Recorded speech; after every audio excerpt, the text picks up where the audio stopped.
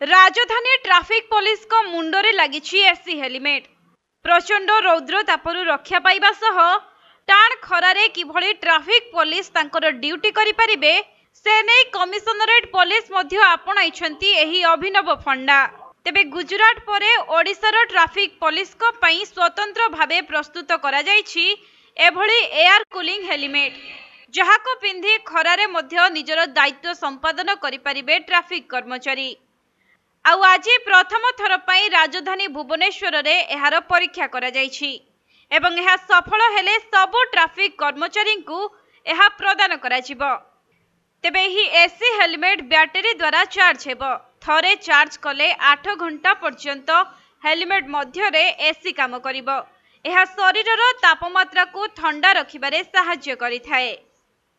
तेबे अधिकांश समय रे देखा जाए कि प्रचंड खरारे मध्य ट्राफिक पुलिस निष्ठार सह दायित्व तुलाई थांती। असह्य गरम सत्वे ट्राफिक पोस्ट रे छिड़ा होई सेमाने ड्यूटी करि थांती। बाहरे जेते गरम हेउना काहेकि ज्वलंत सूर्य को सेमाने सामना करि थांती।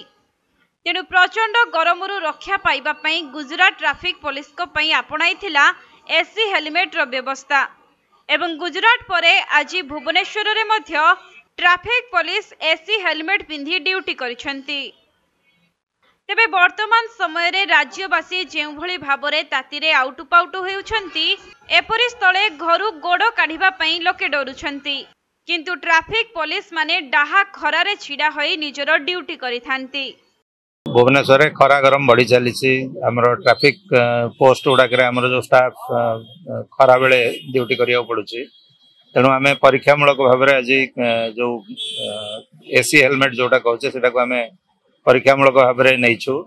2-3 दिन स्टडी कलापर जदि आम स्टाफ खंड फीडबैक नबू, जदि फीडबैक भल आसला आम अधिका निश्चित भाव में प्रोक्योर करूँ।